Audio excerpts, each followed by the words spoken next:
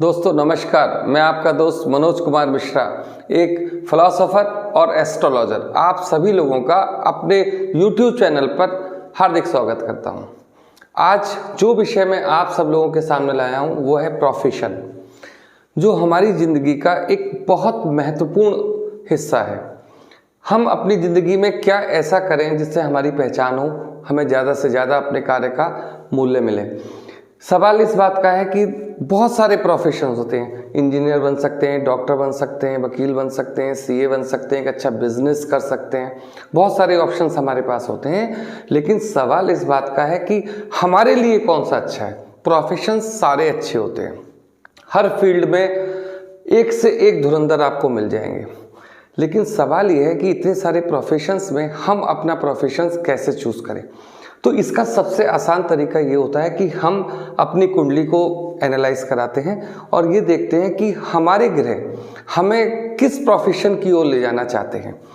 यदि हम वही प्रोफेशन अपनी ज़िंदगी में चूज़ करते हैं तो हम बहुत ज़्यादा सफलता प्राप्त करते हैं। ये बात मैं आपको एक उदाहरण के तौर से कहना चाहता हूँ। मेरे पास एक व्यक्ति आते हैं और आकर मेरे से कहते हैं कि मैं एक लॉयर हूँ। जिस लॉ इंस्टीट्यूट से मैंने एलएलबी की है, मेरे दोस्त ने भी उसी लॉ इंस्टीट्यूट से एलएलबी की है, लेकिन वो उसके पास जो केस आता है उसकी फीस 1 लाख रुपए है और कोई मुझे फ्री में भी केस देने को तैयार नहीं है। ऐसा क्या रीज़न है कि जो मैं लगातार 4 साल से पीछे होता चला जा रहा हूँ। मैंने उनकी बात को बहुत ध्यान से सुना और उनसे ये पूछा, आपकी पढ़ाई में स्थिति कैसी थी। वो कहते हैं कि मेरी पढ़ाई में स्थिति बहुत अच्छी थी, उसके मार्क्स कम आते थे, लेकिन उसके अंदर एक टैलेंट था। वो अपनी बात को बहुत अच्छे से ढंग से रखता था और आज की डेट में भी जो बात रखता है, कानून भी वही है, सब कुछ वही है, किताबें भी वही हैं, लेकिन जब वो अपनी बात को जज के आगे रखता है तो अच्छे से कन्विंस कर लेता है। वो चीज़ हमारे पास नहीं है। तो मैं उनसे कहता हूं कि आप अपनी तुलना उनसे बिल्कुल भी ना करो। उनका जो एनर्जी लेवल है, उनके जो ग्रह उनसे कराते हैं, वो अच्छे से उनके प्रोफेशन को सपोर्ट करते हैं। अब मैं उनकी कुंडली का एनालिसिस करता हूं, तो मैंने उनसे कहा कि आप यहाँ कर क्या रहे हो। बोले मतलब। मैंने कहा आपने अपनी ज़िंदगी के 4 साल खराब कर दिए। आपने एजुकेशन जो ली है एलएलबी की, उसमें आपको एक काम करना चाहिए कि जो स्टूडेंट्स PCSJ और इस तरीके की तैयारी कर रहे हैं उनको आप पढ़ाइए।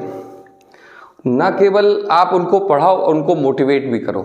आपके पास वो पावर है कि आप अपने ज्ञान को लोगों के सामने रखो और वो बच्चे जो तैयारी कर रहे हैं आप उनको पढ़ाओ, वो सक्सेसफुल होंगे। आप जज बनाओ, वकालत में मत आओ। तो अब उन्होंने इस बात को मानते हैं और आज की डेट में वे अपने उस दोस्त से कहीं ज़्यादा अच्छा पैसा कमाते हैं। तो ये होता है कुंडली का एनालिसिस कि आप क्या कर रहे हो और आपको करना क्या चाहिए। इन दोनों बातों में बहुत बड़ा फर्क है। तो दोस्तों, आप भी अपने आसपास में ज़रूर ये देखते होंगे कि एक डॉक्टर है जिसने MBBS किया हुआ है, दूसरे डॉक्टर ने भी MBBS किया हुआ है, लेकिन उसके पास बहुत सारी मरीज आते हैं, बहुत सारी भीड़ लगी होती है, तो और एक बिल्कुल खाली बैठा है।